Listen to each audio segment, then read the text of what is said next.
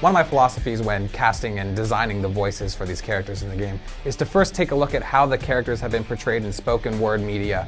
The secret to getting the best performance out of the actor is casting. If you have the right actor in the booth playing the right character, your job is 90% done. We work very closely with Marvel, and they kind of tell us, how they envision the sound of these voices should be as well. Each character has their own lengthy script of lines that they will use when interacting with enemies, with friends. Let's hustle! And when we fly down to Los Angeles and work at a studio called Studiopolis, who handles tons of Marvel stuff in addition to, our game. There's definitely some actors and some voices that are going to be recognized in this game. Our Spider-Man, Wolverine, Captain America, all these voices have appeared in other games or other animations. I'm really, really grateful to be able to play Wolverine over and over again and to make sure that my Wolverine is true for the fans too. It's a lot of fun. There's a lot of ad-libbing, there's a lot of improv. Your eyes really are blue! On top of the, the lines are really well written. We kind of sculpted what the voice should sound like. We came up with just the right amount of evil and pompousness. You insipid trolls.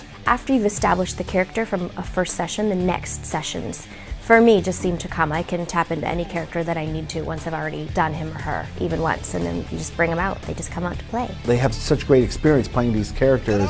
They know the characters inside and out. I've got more where that came from. With video games, I'm always recording alone. When you're in the booth, it's you and it's your lines. You show up, there's a script in front of you. Typically, we've been doing it for so long that we actually don't even need to read it in advance. And in a video game, the scripts are gigantic. You kind of just go down the page. Usually it's obvious what's going on. Generally, we record just in one giant recording file. We don't stop a lot during the session. Your lines are categorized into hits, boosting up. Thanks for the boost. Player has selected you. Greetings, comrade. It's a wonderful challenge to the creative imagination because you don't have all the visuals. You have to supply that with your voice.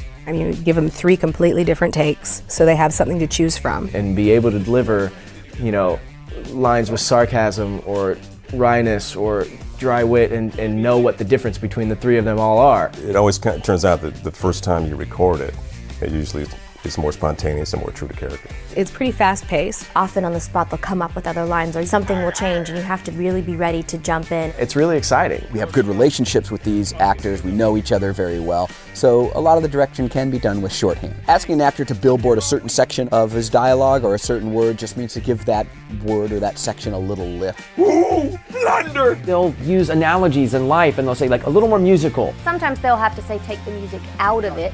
Just more like conversation, like talking like this, instead of talking like this. Throw it away just means don't make so much of it, less acting. And then throw it away. Don't mess with mutants. Really, it's just a quick way for us to get exactly what we want. One of the big challenges about doing these games with a lot of fighting in them is being careful to not burn the actor out.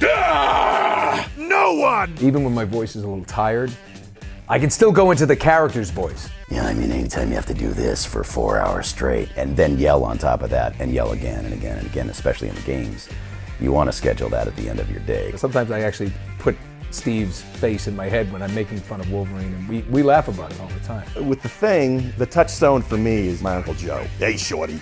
That's how I remember Uncle Joe. I would often close my eyes and imagine the scene, swinging through the city, whatever was happening. So I would. It's a physical thing. Part of being a voice actor, I think you have to sort of be schizophrenic and a little bit off your rocker, and I'm a little bit of both of those. You can't take a psychopath like Deadpool home with you. That's just not a good mix. We just like to leave them in a little corner in a box here at the studio and pull them out only when necessary.